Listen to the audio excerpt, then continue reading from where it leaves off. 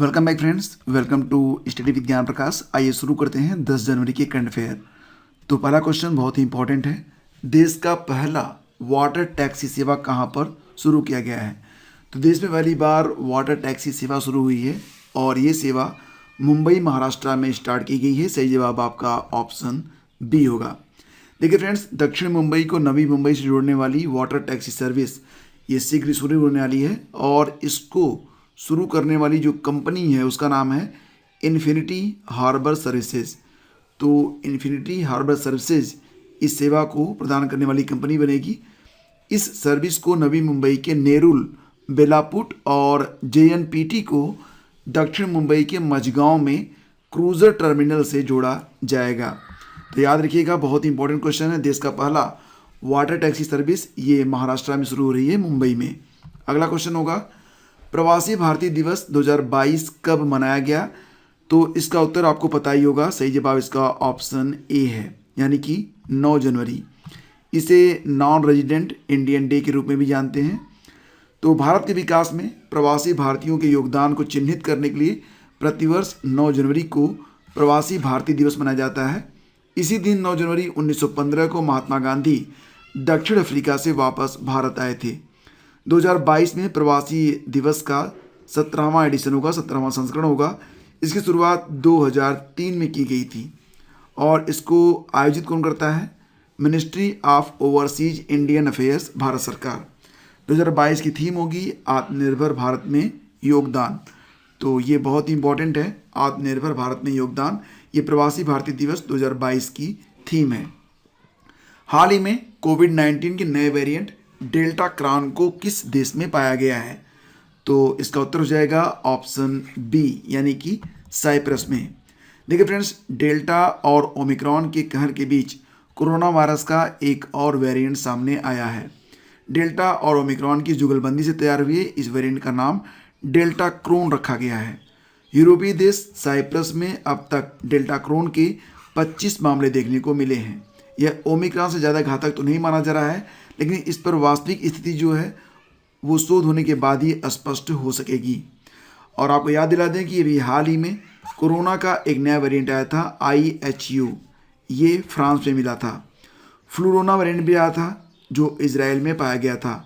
और anti Covid stainless steel बनाने वाला देश है हांगकांग। तो जैसा कि आप सभी लोग जानते हैं कि कोरोना के जो वायरस होते हैं वो सतह पर भी, यानी कि ज़मीन पर या किसी भी सतह पर 2-3 दिनों तक जीवित रहते हैं, लेकिन ये माना जा रहा है कि ये जो एंटी कोविड स्टेनलेस स्टील है इस पर कुछ ही घंटों में ये वायरस निष्क्रिय हो जाता है। और बात करेंगे अब साइप्रस के बारे में। तो सबसे पहले देखते हैं मैप में साइप्रस की स्थिति। तो दोस्तों यहाँ पर रिलेट करते हैं, ये रहा हमारा प्यारा भारत। इसके बाद ये मिलेगा आपको साइप्रस। इसके जो पड़ोसी देश हैं उसमें Greece, Turkey, Syria, Lebanon, Jordan, Israel और इजिप्ट जैसे देश हैं। तो पूर्वी भूमध्य सागर पर ग्रीस के पूर्व, लेबनान, सीरिया और इजराइल के पश्चिम, मिस्र के उत्तर और तुर्की के दक्षिण में स्थित एक यूरेशियन द्वीप है। यानी कि साइप्रस क्या है? एक द्वीप देश है। इसकी राजधानी का नाम है निकोसिया और इसकी मुख्य भाषाएं कौन सी हैं? ग्रीक और तुर्की। मुद्रा यहाँ पर जो इस्तेमाल होती है उसका नाम यूरो है। राष्ट्रपति कौन है? निकोस एनास्तासिएदिस। निकोस एनास्तासिएदिस। अब ये आपको याद रहेंगे, क्यों? क्योंकि राजधानी का नाम क्या है? निकोसिया। राष्ट्रपति कौन है? निकोस एनास्तासिएदिस। तो इस प्रकार से आप इसको रिलेट करके याद रख सकते हैं। हाल ही में विश्व हिंदी दिवस 2022 कब मनाया गया? उत्तर हो जाएगा इसका ऑप्शन बी, 10 जनवरी को। तो विश्व हिंदी दिवस पहली बार 10 जनवरी 2006 में आयोजित किया गया था। और ये भी याद रखिएगा कि हिंदी ये विश्व की चौथी सबसे ज़्यादा बोली जाने वाली भाषा बन चुकी है।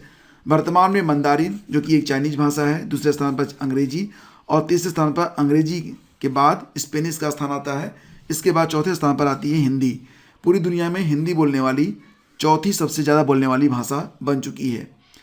विश्व हिंदी दिवस 1975 में आयोजित पहले विश्व हिंदी सम्मेलन की वर्षगांठ को चिन्हित करने के लिए प्रतिवर्ष 10 जनवरी को मनाया जाता है। प्रतिवर्ष 14 सितंबर को हिंदी दिवस मनाया जाता है, राष्ट्रीय हिंदी दिवस। इसकी शुरुआत 14 सितंबर 1949 को तब हुई थी जब भारत की संविधान सभा ने हिंदी को भारत की आधिकारिक भाषा या राजभाषा के तौर पर अपनाया था और 1953 में राष्ट्रभाषा प्रचार समिति वर्धा के अनुरोध पर 14 सितंबर को हर साल हिंदी दिवस के रूप में मनाया जाने लगा। 9वां नॉर्थ ईस्ट फेस्टिवल 2022 कहाँ पर आयोजित किया गया? मोस्ट इंपॉर्टेंट क्वेश्चन, और इसका उत्तर हो जाएगा ऑप्शन ए। ये इसका आयोजन गुवाहाटी में किया गया है, यानी कि असम में। तो दोस्तों 9वां नॉर्थ ईस्ट फेस्टिवल ये गुवाहाटी असम में आयोजित किया गया अभी हाल ही में। आपको याद होगा कि असम में एक और त्यौहार मनाया जाता है जिसका नाम है वांचुआ महोत्सव। ये बहुत ही इंपॉर्टेंट है। आदिपुरम महोत्सव ये भी आप याद रखिएगा, ये तमिलनाडु का महोत्सव है। नुआखाऊ महोत्सव ये ओडिशा में मनाया जाने वाला एक बड़ा त्यौहार है और परीक्षा में अक्सर पूछा भी जाता है। सोलंग महोत्सव अरुणाचल प्रदेश से संबंधित है। हाल ही में जम्मू कश्मीर में सेवा और पर्यटन उद्योग के विकास के लिए सरकार ने किस देश की कंपनी सेंचुरी फाइनेंशियल सर्विसेज के साथ समझौता किया है? तो इसका उत्तर हो जाएगा यूएई, संयुक्त अरब अमीरात।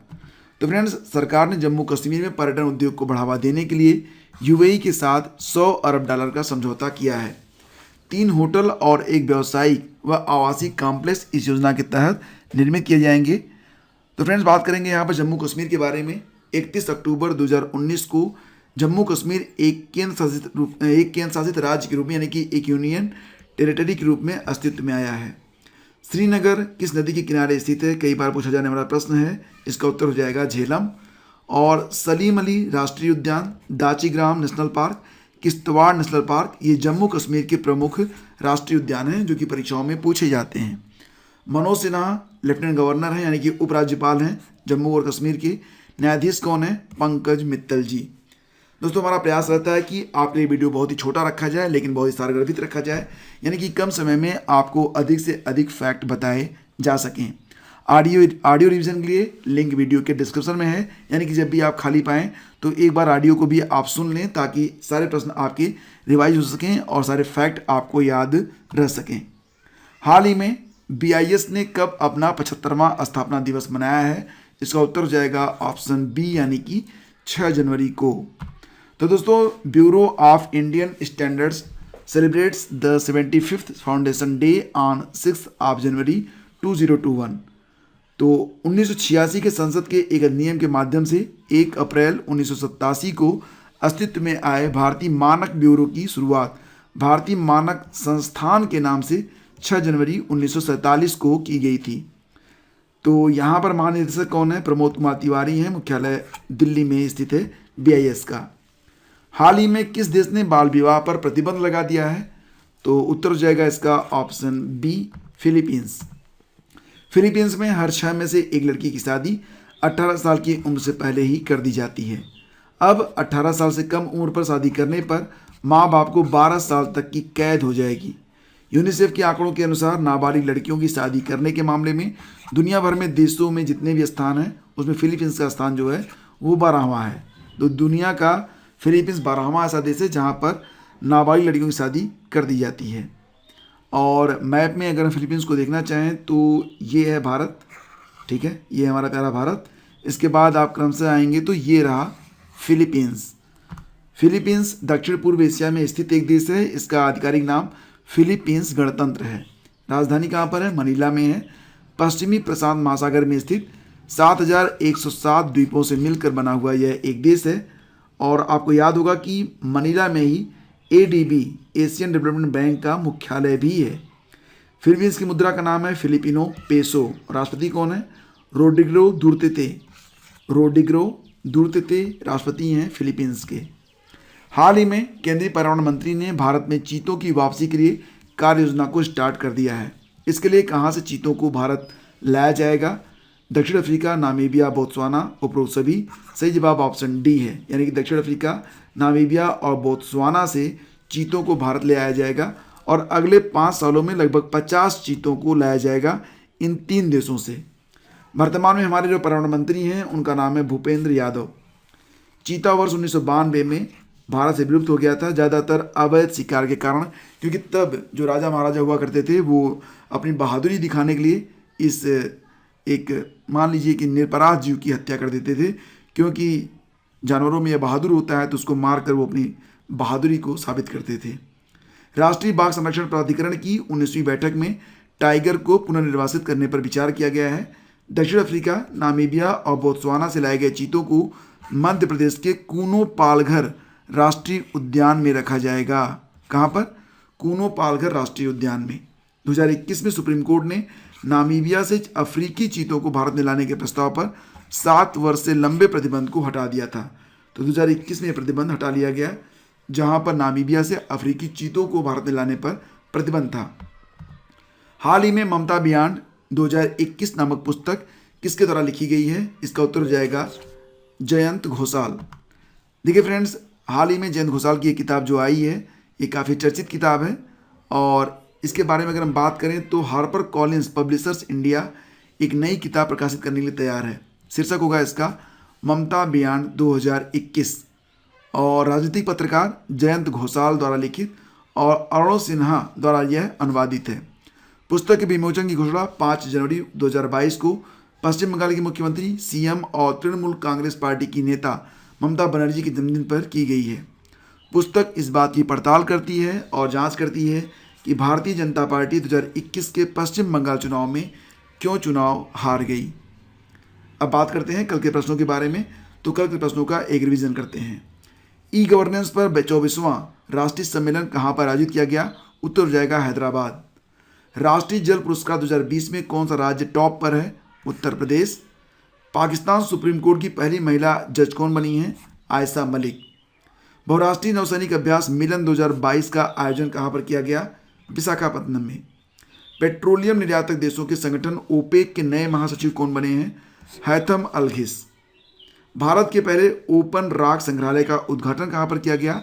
हैदराबाद में। और हाल ही में कहाँ देश की पहली mobile honey processing van launch हुई है? उत्तर प्रदेश के गाजियाबाद में। हाल ही में अकादमी पुरस्कार जीतने वाले पहले अश्वेत अभिनेता का निधन हो गया है, सिडनी पोएटियर का।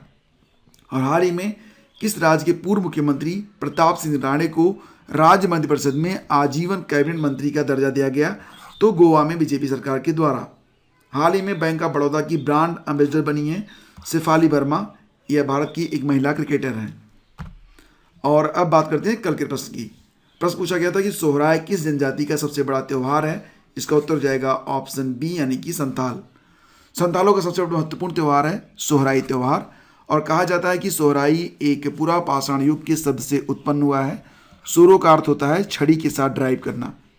यह झारखंड और पश्चिम बंगाल में जनवरी की शुरुआत में चावल की फसल के बाद मनाया जाने वाला एक त्यौहार है। सोहराई पारंपरिक रूप से 5 दिन चलता है, कहीं कहीं पर यह 3 दिन ही मनाया जाता है। त्यौहार की तारीख आमतौर पर गांव के बुजुर्गों के परामर्श से गांव के मुखिया द्वारा तय की जाती है। गांव का पुजारी, जिसको नाइक कहते हैं, के द्वारा तय की गई रस्मों के बाद मेन फोक खिचड़ी खाते हैं, साथ में चावल की बियर पीते हैं। और झारखंड की सोहराई खोवर पेंटिंग को भौगोलिक संकेत भी दिया गया है, तो ये भी आपको याद रखना है। तो ये कुछ मुख्य बिंदु हैं जो कि सोहराय नामक त्यौहार से संबंधित हैं। अब आज का प्रश्न होगा कि हाल ही में किस राज्य ने 100% आबादी को कोविड की पहली डोज लगाने का लक्ष्य हासिल किया है? तो दोस्तों ये थे आज के प्रश्न। वीडियो अगर आपको पसंद आता है तब प्लीज़ आप इसे लाइक और शेयर जरूर किया करें। लेक्चर की PDF आपको मिल जाएगी हमारे टेलीग्राम चैनल स्टडी विद ज्ञान प्रकाश से। तो please do like and share. शीघ्र मिलते हैं आपसे एक नए वीडियो में। Thank you so much.